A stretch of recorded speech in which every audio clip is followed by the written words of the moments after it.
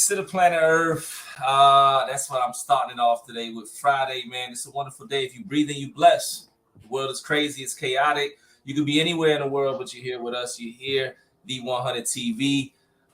Shout out to Breakbeat Media. More specifically, man, shout out to my man Chris Styles, somebody that I call brother, nowadays, man.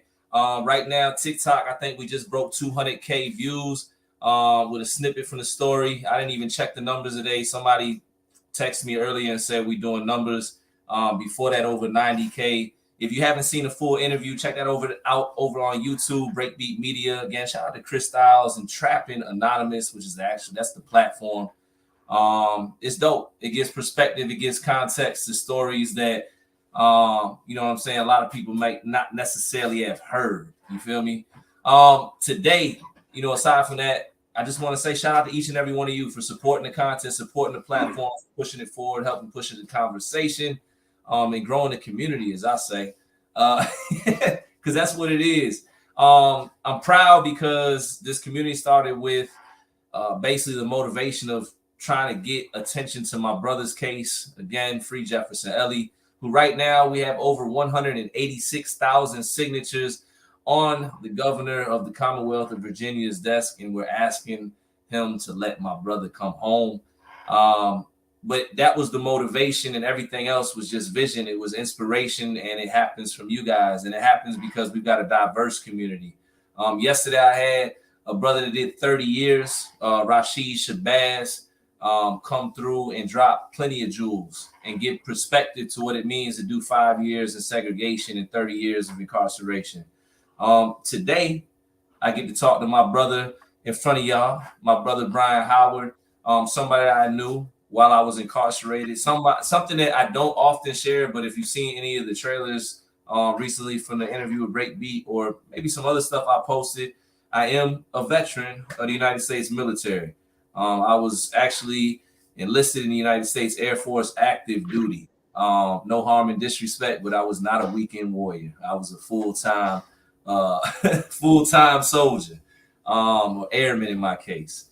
I met Brian while we were participating in the veterans group.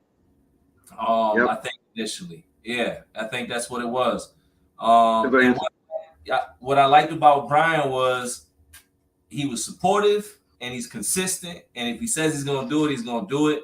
And he's got eyes. And what we say in the military, he is always somebody that watched my six. And if you're a part of the 100 TV on the Facebook community, I've got admins, I've got moderators, and you see Brian Howard's name all over the place because he's got my back. And he sees things I don't see. We try to keep the community in a certain place because we try to lift people up, So shout out to you, Brian. That's my quick spiel about you and everything else, man. Go ahead and introduce yourself briefly, who you are. And if you want to elaborate a little bit further, about how we met or incarceration, any of that stuff, man, go ahead. Open it up, man. Gotcha. I'm Brian. Got my name down there. I did 6 years out of 15. First offense ever. And it was either stay in my bunk, get fat, be lazy, or get out and do stuff. I chose to do stuff. Facts. So been out since 16 and been doing stuff. Same thing. What I guess what kind of struck me or got my attention was when it comes to the workout stuff. You know what I'm saying? If anybody's seen the promo or whatever, the flyer I just had, it was Brian running like a madman. I don't know if he was on the street or the path. I was doing the Murph CrossFit Challenge, which is done every Memorial Day in honor of Lieutenant Michael Murphy. Yeah, salute. And I remember to kind of enter. We're gonna definitely get into that. I want you to break down that event and everything else. But Brian and a group of guys, they used to be working out. We all work out in the penitentiary. We all work out in prison. I used to be out there with the guys lifting weights. But man, if you know anything about working out, you're nothing without cardio. So we used to watch these guys, and they had an intense and crazy cardio routine. Some people call it CrossFit, whatever it is. Yep. You guys were the first ones I've really seen doing it. And now you're doing it out here. So can you break down real quick that Murph, what you just broke down, the Murph challenge and all that, and what you were doing in prison and how it transferred up what you're doing now? Because that's really what we're getting up here talking about today. The Murph is a 45-minute time cap exercise. It is 1 mile run, 100 pull-ups, 200 push-ups, 300 squats, and another 1 mile run. And you can do it strict form, which is the 100, 200, 300, or do it like I do, which is 10 sets of 10, 20, and 30. And the past few years, I've actually been doing it, as you see in the picture, like with a 20-pound vest. Yeah, that's intense. I can't. Yeah, that's intense. Straight up, man. Oh, we got a comment. It says I'm Willie, currently on MS Unit 29, J Death Row. Wow, fighting a good fight for my brothers and sisters who are not being heard by shining light that keeps coming my way on the others. Thank you for your service, man. Salute to you, prayers to you, man. That's serious. We don't know who's gonna be up here on the lives, and we speak about diversity. We speak about what people are going through. We don't know. You know, that brother, unless I'm misreading that, says on death row. So that's real. If you don't know that you blessed, pay attention to things like that. You know, that's all I'm gonna say. Brian, you talked about the Murph. That's an intense workout. That's something I'm not even gonna attempt at this current moment in time. Especially because I'm about to be turning 40, and I don't know if I gotta drop about 40 pounds to do something like that.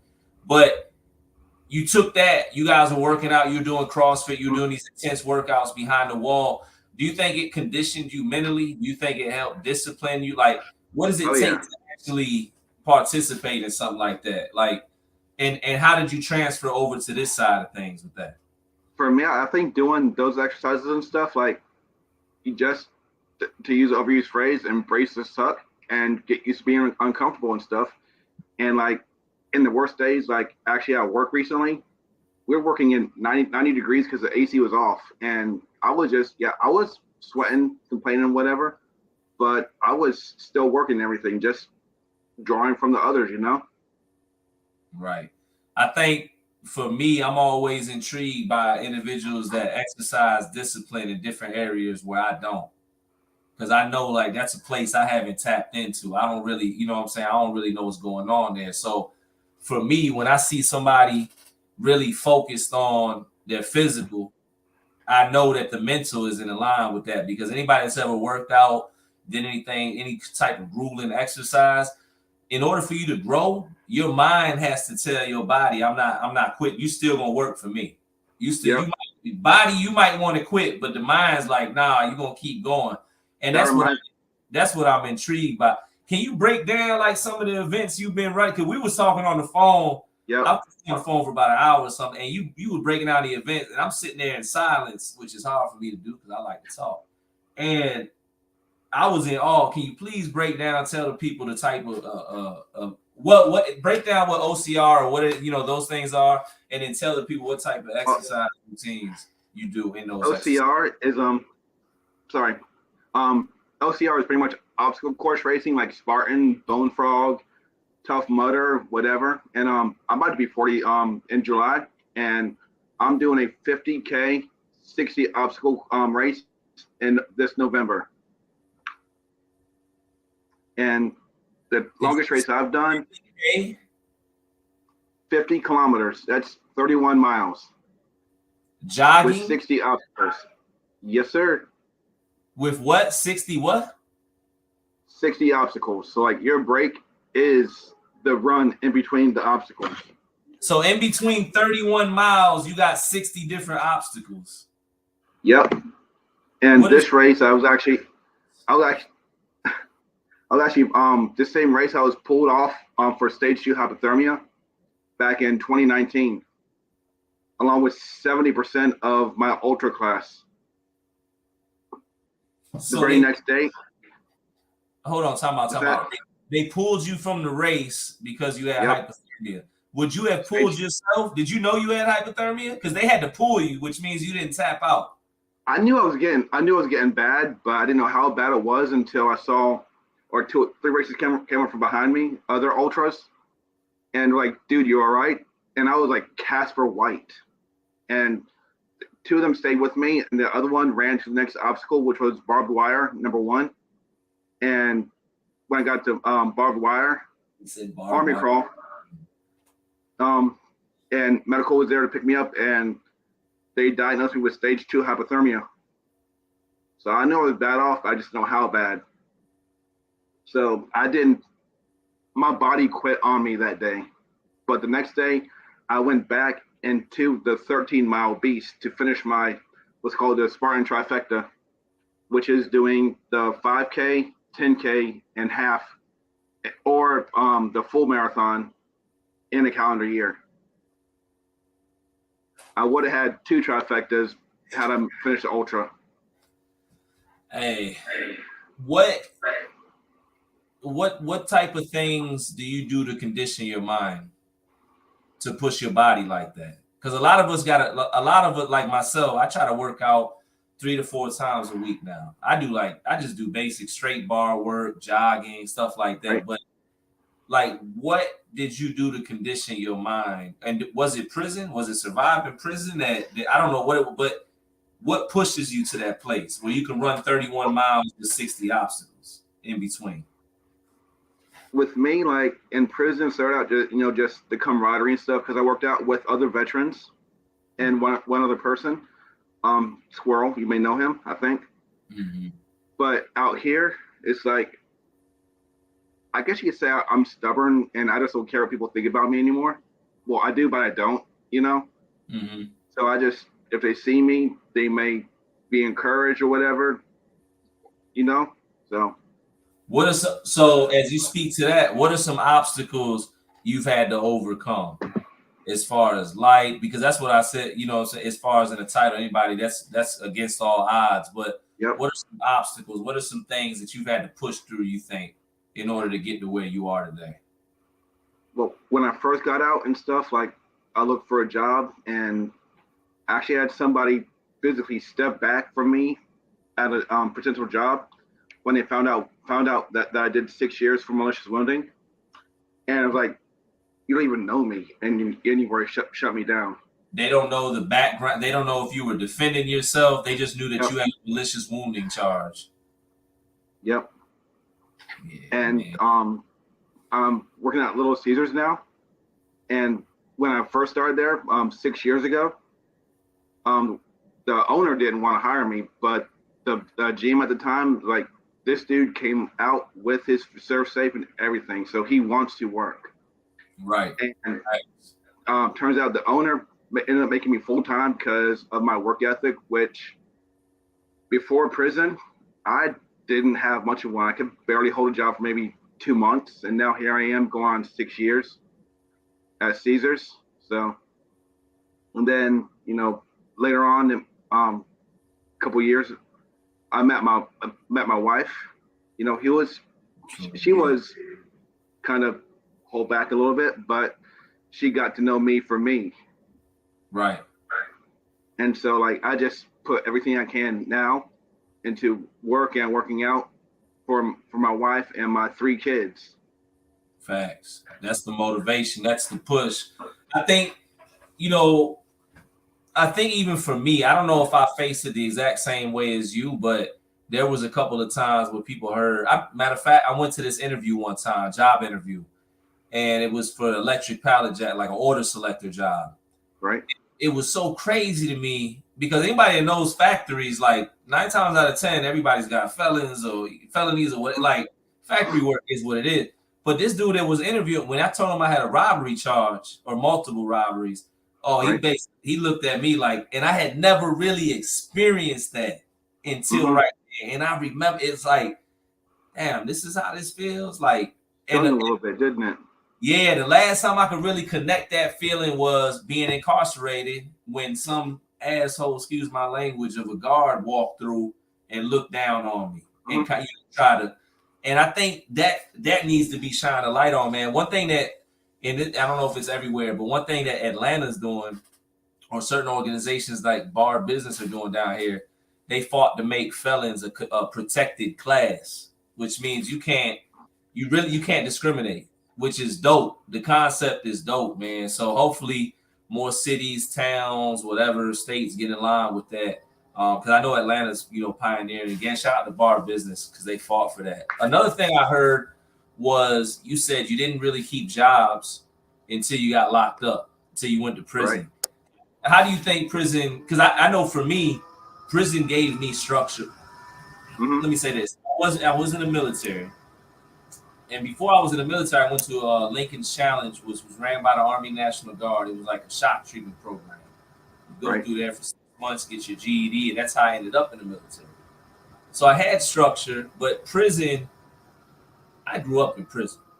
You know, I became a man in prison. I started to learn about responsibilities for real in prison. What did prison give you aside from giving you that motivation or that push to keep a job when you came home? I'm sure it helped with some other things as well. I mean, the way I see it was I had authority issues back then, and I still got them now, just not as much now. And the way I see it, like, God was like, you're not listening. God took a 2x4, hit me across the head, put me in prison, to where I had to obey authority and stuff. And there, like, it's literally rock bottom, you know? Like, working 45 cents an hour, like, you know? Do you feel, this is something I ask a lot of the brothers in different ways up here, and some of the sisters that have been up here.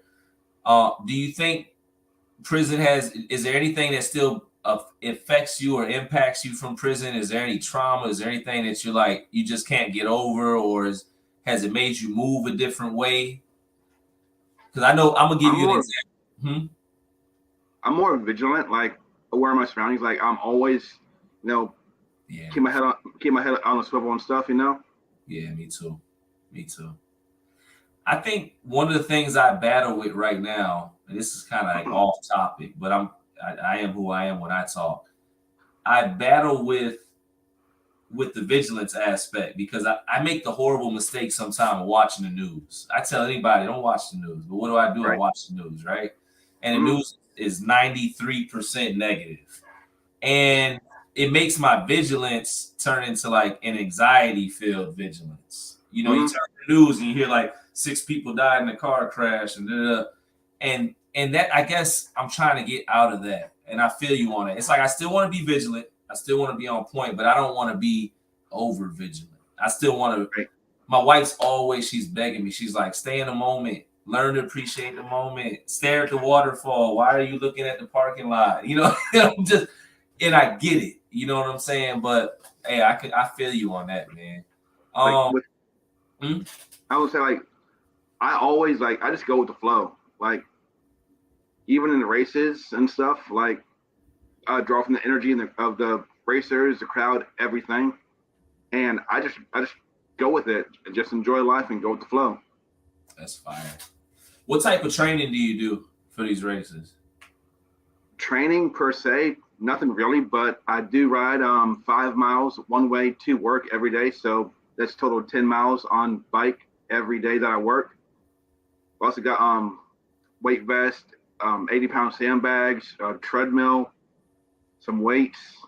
Like, even on truck days at work, like, I'm tossing around 52-pound bales of flour. That's training, bro. That's training. Wait, like, this is, I don't know if you got to answer this. Please give me some examples of the obstacles during the 31-mile race too, because this is some of the things that blew my mind. As you're running 31 miles, what you have to do in between, besides catch your breath, or try and catch your breath and right? Warm up. Right. Like, some of the obstacles, like 4, 6, 8-foot walls, crawling on a barbed wire, 80-pound bucket carries, which is a quarter mile, or what's called a Z-wall, like you have like little grips, like about that much grip, and it's in the shape of a Z. Yeah, I'm good. Salute to you, soldier. Hey, salute to you, man. Tell everybody, you know, we had a conversation, but I'm gonna say it. So I asked the community to support Brian. Brian's getting ready to run the Murph, and I don't, you know, he broke down the Murph. He's getting ready to run that. It's an event. He's got an opportunity to get sponsorship, and it's a low number that he's trying to raise. I think it's like, what is it, $87? Rounding up, total of 90. 90. Break like if people want to support you with the OCR, the races, anything you're doing, like how they can support you and just what's going on with that. I have Cash App, which what you don't see is I'm pulling it up on my phone so I can tell you my Cash App, which is Spartan 40. So the money symbol PARTAN 40, which is a nod to a group that I ran with, Spartan 40, in West Virginia, which I did my first trifecta there ever. And then my PayPal, should have had this written down. It's all good. My PayPal is at bhoward757, capital B, capital H. So at bhoward757 for my PayPal. And I have had one person donate some money. She knows who she is. I don't want to say her name right now. I don't know if she wants to or not, but she knows. And the support has been my wife and family and stuff. Facts. What does it do? What does the sponsorship do? What does the support do? And what could you possibly offer in return if somebody supports you on this cause? Well, sponsorship, like I've only been sponsored once, and that was last year by a friend and her gun shop. Is it cool if I give a shout out to her business? Yeah, that's fine. Her name is Jillian, and she owns the Village Gunsmith, and she sponsored me for the Murph last year, and she didn't want anything in return, but I gave her credit and everything. And last year I actually got a new PR in the Murph with the 20-pound vest. Last year it was 43 minutes and some change. Time cap of 45. So, and I guess sponsorship, like if you're in a business or whatever, like I give you free publicity and stuff, like because I would give you shout outs and everything, and keep you updated as well. Indeed, man. I think, I really, I have an opportunity to get different people up here. You call me, we talking about it and what you got going on. And I just think it's a cool way. It's not asking for no crazy dollar amount. Right. He's just trying to raise $90 sponsorship to run a race. I have 25 already. 25, so yeah. So if you want to support somebody that was formerly incarcerated or justice impacted like Brian Howard, who's running OCR events, which I think is unique, you can. His info was up there. He shouted it out. And that's really it. And on that note, I do want to say, I forgot to say at the top of the hour, if you want to tell your story, if there's something you want to touch on, if there's something you're trying to bring awareness to, if you want to talk about what your loved one is going through, possibly incarceration or anything you've experienced, message me. Don't hesitate, DM. We're starting to get more interviews up, more personal interviews, because this platform is not about my voice. It's about all of our voices. So that's the goal. Reach out. Let me know. Everybody deserves to be heard. Everybody needs to be heard. And that's what we're trying to do. We're really trying to be that platform, man. Brian, any last words for today? Any parting words for this interview? Can't think of anything right now. Just go with the flow, enjoy life, and to use an overused saying for me, anything in life worth doing is worth overdoing. Moderation is for cowards. So live life how you want, but enjoy it. Facts. Life is short, man. And I don't know, different people got different beliefs, but the way I look at it, you only get one shot at this thing, man. So I concur, man. To anybody that's watching, thank you for the support as always. And tell your story. If you've got the ability to be heard, then speak. We need as many voices as possible, especially when it comes to justice impacted people. And we need to also support justice impacted people when we see them on the outside doing positive things. Let's get into the mode of that. And a quick reminder based off a comment I seen earlier. Prison is not designed for punishment, nor should it be. Prison should be designed for rehabilitation because many of us will come back home if we haven't already. You don't want an individual coming home from prison angrier or more damaged. You should want him coming home healed and more at peace. This is how you make society better. To the young lady that put that comment out there, keep building, keep striving, but have more conversations with people that have actually lived life, because it's deeper than just reading books. Brian, thank you for being up on this show, man. Salute to you. Thank you for doing the admin work and keeping it going, because there's days where I'm just tapped out and my brothers are pushing forward. They over here have taken certain abilities away from me, as they ban me probably once a day on average. And my brothers are having to step in and do certain action because I can't. That's how it is. We pushing positive stuff, but they don't like that. They don't like that, man. But we guess what? We're gonna keep going. We gonna keep going, man. Yep. Salute to each and every one of y'all, man. Peace, love, and blessings. Stay focused, stay free. Hopefully you get some rest, some mental rest, more importantly. The weekends aren't always made for partying. Sometimes it's made for peace. And that's my word. Till next time.